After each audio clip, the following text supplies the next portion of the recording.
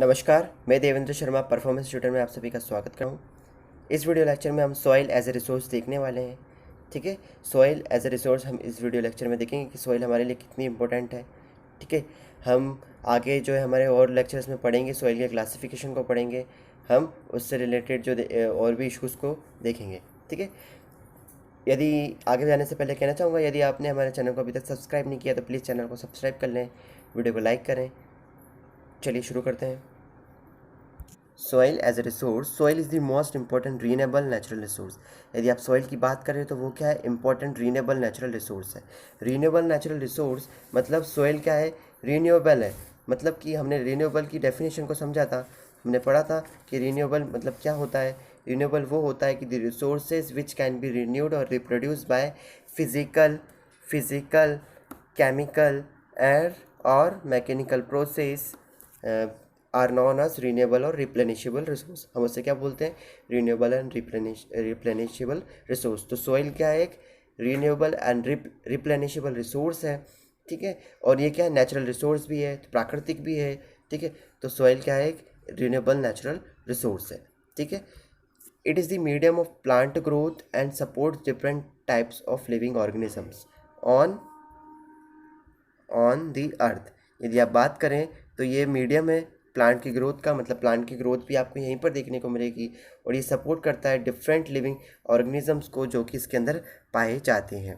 ठीक है, this soil is a living system. Soil क्या है, एक लिविंग सिस्टम है। ठीक है, आप लिविंग सिस्टम की बात करें तो सॉइल के अंदर आपको बहुत सारे छोटे छोटे माइक्रो ऑर्गेनिजम्स देखने को मिलेंगे, जो जैसे कि हमने बात की कि एनिमल्स छोटे छोटे जो पाए जाते हैं, या फिर आप प्लांट्स देखें तो वो भी जो है आपको सॉइल में देखने को मिलेंगे। ठीक है, तो ये सब क्या है, एक लिविंग सिस्टम क्रिएट करते हैं। It takes millions of year to form soil up to a few centimetre in depth.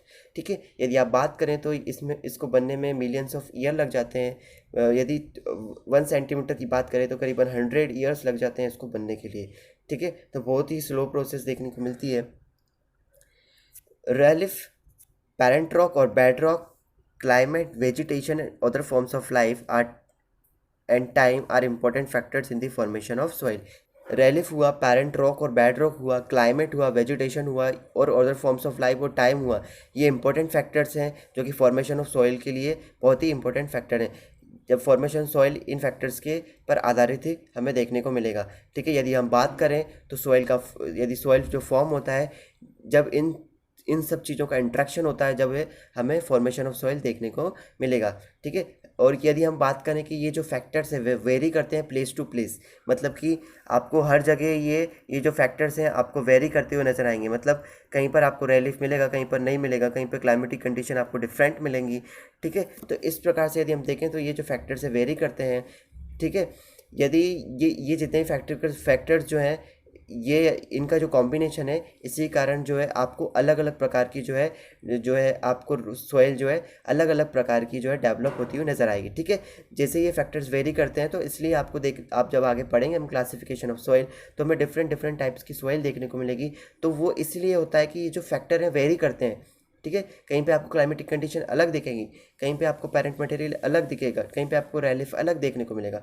ठीक है, रेलिफ से बात करते हैं तो हम एल्टीट्यूड की बात करते हैं तो रेलिफ डिटरमाइन, एल्टीट्यूड और स्लोप की बात करते हैं तो रेलिफ डिटरमाइन करता है एक्यूमुलेशन ऑफ सॉइल।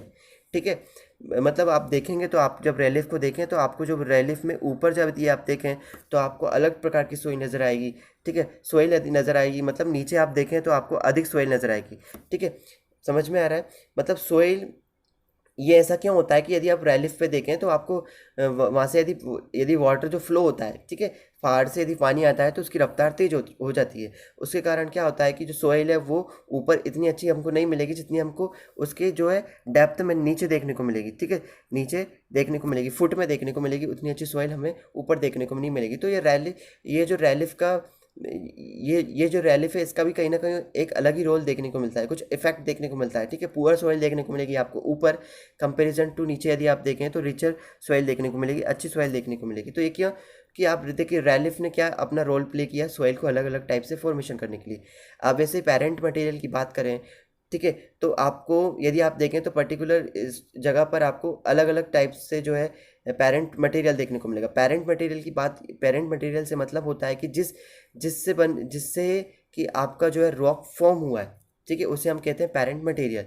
ठीक है, जिससे कि आपका रॉक फॉर्म हुआ है। जैसे कि आप यहाँ पर देखें तो आपको अनवेदर्ड पेरेंट रॉक में यहाँ पर पेरेंट देखने को मिलेगा नीचे। तो यदि जिस पर्टिकुलर जिस जगह की यदि हम सॉइल देखें वो किसी ना किसी पेरेंट से बनी हुई होती है, उसके पेरेंट रॉक से बनी हुई होती है, पेरेंट मटेरियल से बनी हुई होती है। ठीक है, तो उसमें कोई ना कोई कैरेक्टरिस्टिक हमको सिमिलर देखने को मिलेगी, जैसे कि हमें जिस पेरेंट मटेरियल से वो बनी है उसी पेरेंट मटेरियल की हमको कैरेक्टरिस्टिक उस सोइल में भी कहीं ना कहीं हमको देखने को मिलेगी। जैसे कि कलर हुआ, उसका टेक्सचर हुआ, केमिकल प्रॉपर्टीज़ हुई, ठीक है, मिनरल कंपोजिशन हुआ, तो हमें सिमिलर देखने को मिलेगा। यदि हम बात करें रेड सैंडस्टोन की, यदि किसी जगह पर रेड सैंडस्टोन है, ठीक है, जो कि पेरेंट रॉक हम उसे कंसिडर करते हैं, तो उसके ऊपर जो बनने वाली सॉइल होगी वो भी कहीं ना कहीं जो रेड सैंडस्टोन है उसकी मटेरियल या फिर उसके गुण उसके अंदर आ जाएंगे, तो वहाँ पे जो सॉइल बनेगी वो भी रेड इन कलर होगी। ठीक है, समझ में आ रहा है, रेड इन कलर होगी। तो ये इंपॉर्टेंट फैक्टर देखने को। क्लाइमेट की बात करें तो रेनफॉल और टेम्परेचर जो है इम्पैक्ट डालता है। ठीक है, यदि हम वेजिटेशन या उधर फॉर्म ऑफ लाइफ की बात करें तो वो कहीं ना कहीं सॉइल को और ज़्यादा ह्यूमस बनाते हैं, ये कहीं ना कहीं इंपॉर्टेंट रोल प्ले करती है। यदि हम टाइम की बात करें तो जो टाइम है वो क्या रोल प्ले करता है, टाइम जो रोल प्ले करता है, जैसे कि हमने बात करी कि सॉइल जो है उसमें कहीं ना कहीं पेरेंट कैरेक्टरिस्टिक होती हैं। तो जब यंगर सॉइल होती है, जैसे जस्ट बनी हुई होती है, तो उसके अंदर कुछ कैरेक्टरिस्टिक हमको देखने को मिलेंगी।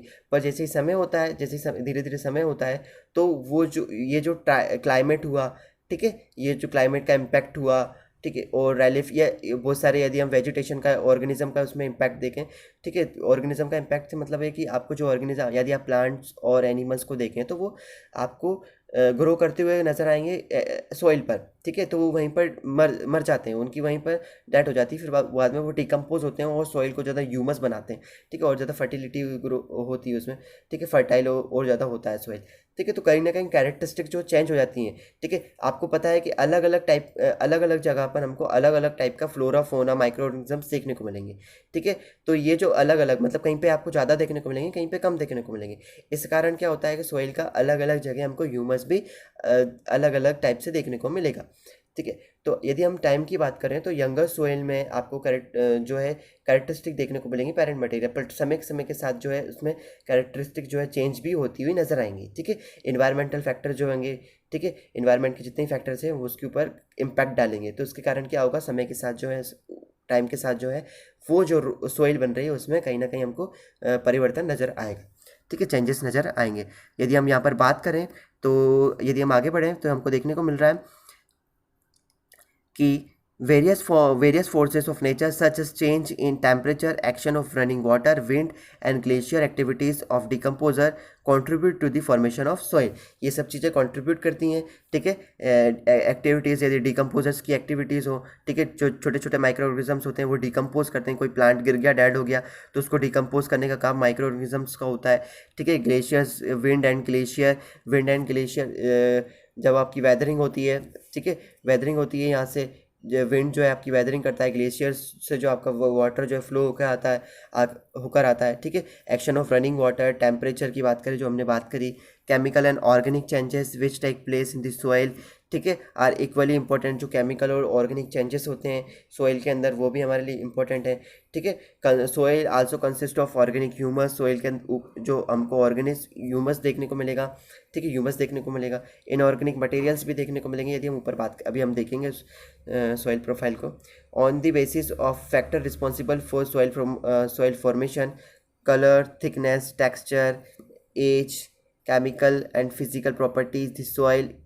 ठीक है, the soil of India can be classified into different types, ये हमें नेक्स्ट लेक्चर में देखने वाले हैं। ठीक है, यदि हम बात करें कि जो फैक्टर रिस्पॉन्सिबल होते हैं, तो जिस सॉइल फॉर्मेशन में कलर हुआ, उसकी थिकनेस हुई, ठीक है, थिकनेस भी डिपेंड करती है टाइम के हिसाब से। ठीक है, यदि थिकनेस देखें सॉइल की तो वो भी टाइम पे डिपेंड करती है, कितने समय बाद जो है सॉइल की जो थिकनेस है हमको अलग अलग टाइप से देखने को मिलेगी। ठीक है, तो हमने ये सब देखा। अब हम देखते हैं कि सॉइल प्रोफाइल हमने क्या पढ़े, फैक्टर्स पढ़े, क्या क्या रिस्पॉन्सिबल फैक्टर्स हैं, हमने अच्छी तरीके से समझा। ठीक है, यदि आप देखें सॉइल प्रोफाइल तो आपको ए ऑरिजन देखने को मिलेगा, टॉप सॉइल जिसे हम कहते हैं। आपको बी ऑरिजन देखने को मिलेगा जिसे हम सब सब soil, weathered rock, sand and silt clay, आपको यहाँ पर जो है सैंड, सिल्ट क्ले, कंकड़ पत्थर ये सब देखने को मिलेंगे। आप टॉप सॉइल की बात करें तो आपको ह्यूमस देखने को मिलेगा। ह्यूमस कहाँ पाया जाता है? टॉप सॉइल पर पाया जाता है, ठीक है। सब स्ट्राटम वेदर्ड पेरेंट रॉक मटेरियल आपको सी ओरिजिन में देखने को मिलेगा। Then unweathered parent bed rock देखने को मिलेगा लास्ट में, ठीक है। अनवेदर्ड एंड वेदर्ड रॉक, आपको दो टर्म यहाँ पर नजर आ रही हैं। क्या डिफरेंस है अनवेदर्ड रॉक का और अनवेदर्ड रॉक में? डिफरेंस ये है कि वह रॉक जिस पे वेदर का इम्पैक्ट पड़ता है, वेदर आप समझते हैं, जिस पर वेदर का इम्पैक्ट पड़ता है उसे हम क्या कहते हैं? Weathered rock. और जिस पर नहीं पड़ता उसे हम क्या कहते हैं? अनवेदर्ड पेरेंट रॉक, ठीक है। ये इतनी नीचे पाई जाती है तो इस पर जो है वेदर का इतना ज़्यादा इम्पैक्ट नहीं पड़ पाता है, इसलिए हम कहते हैं इसे अनवेदर्ड पेरेंट रॉक, ठीक है। और जो ऊपर देखने को मिल रही है उसे हम क्या कहते हैं? वेदर्ड पेरेंट रॉक, ठीक है। ये समझ में आया। और जो नेक्स्ट हमारा टॉपिक है क्लासिफिकेशन ऑफ सॉइल, वो हमारे नेक्स्ट लेक्चर में देखेंगे। यदि आपको वीडियो अच्छा लगा तो प्लीज़ चैनल को सब्सक्राइब करें, वीडियो को लाइक करें। थैंक यू, धन्यवाद।